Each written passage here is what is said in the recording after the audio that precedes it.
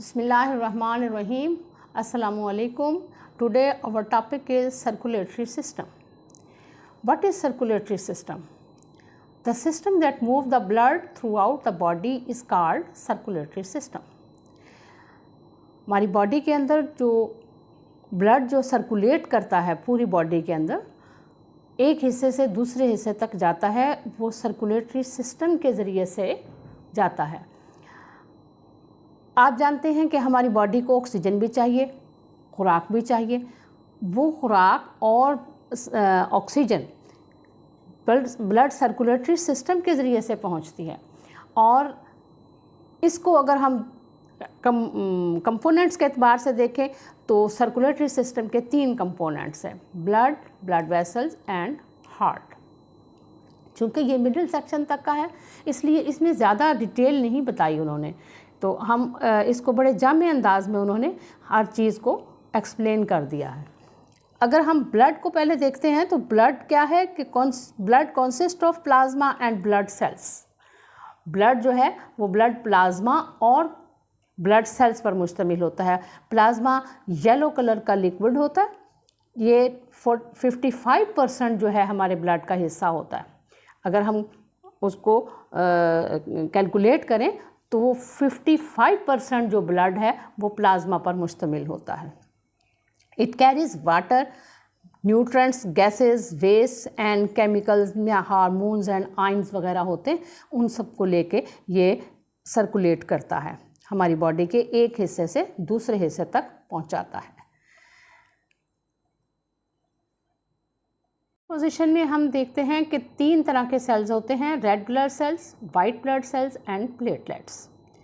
Red blood cells disc shape के होते हैं and depression on each side, थोड़ा सा दबे हुए एक साइड से, और इसमें ऑक्सीजन और कार्बन डाइऑक्साइड जो है वो लंग्स तक लेके जाना और कार्बन डाइऑक्साइड को वहाँ पहुँचाना और ऑक्सीजन को कैरी करके जिस्म के मुख्तलिफ हिस्सों तक पहुँचाना इनका काम है।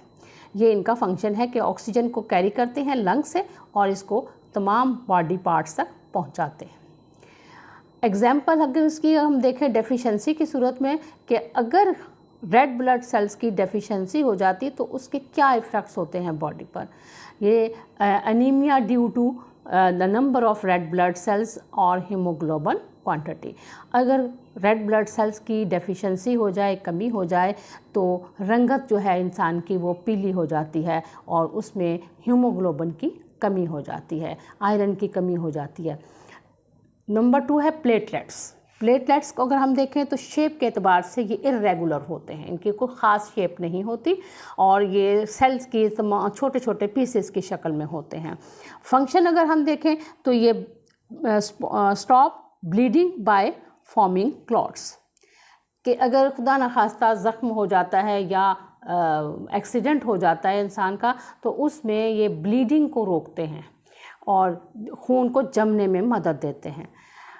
इनकी डेफिशिएंसी की एग्जांपल उन्होंने दी कि डेंगू फीवर जो है उसका वायरस जो है वो अटैक करता है प्लेटलेट्स के ऊपर और उनकी नंबरिंग कम हो जाती है, जिससे जो है वो इंसानी जान को ख़तरा हो जाता है।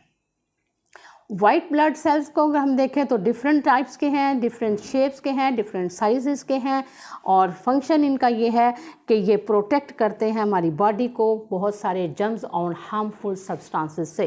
यानी बाहर से आने वाले जो जर्म्स हैं हमारी बॉडी के अंदर जो एंटर होते हैं, पैथोजेनिक बैक्टीरिया वगैरह, उनको ये किल कर देते हैं या हड़प कर जाते हैं।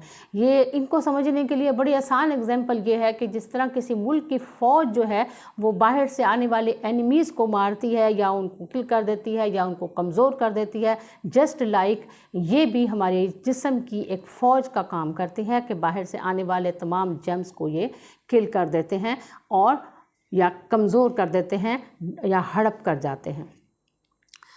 और एड्स का जो वायरस है वो वाइट ब्लड सेल्स के ऊपर अटैक करता है और हमारे इम्यून सिस्टम को वो डैमेज कर देता है। इम्यून सिस्टम जो है हमारे बॉडी का जो कुव्वत मदाफ़ियत जो हमारे जिस्म की होती है उसको ख़त्म कर देता है। इस सूरत में बहुत सारी मुख्तलिफ़ किस्म की बीमारियां जो है इंसान पर अटैक कर देती हैं कि किसी बॉडी का दिफाई निज़ाम ख़त्म हो जाए या वो फेल हो जाए, तो उस सूरत में बाहर से आने वाले जर्म्स जो हैं वो अटैक करते हैं और मुख्तलिफ़ किस्म की बीमारियों का शिकार हो जाता है इंसान। ये इस वीडियो के एंड में थोड़ा सा मैं आपको बता दूं कि अभी हमने सिर्फ ब्लड पढ़ा है, कल इंशाल्लाह हम ब्लड वेसल्स पढ़ेंगे। तो ये हमारा सर्कुलेटरी सिस्टम का एक पार्ट कंप्लीट हो गया। थैंक यू, जज़ाकल्लाह।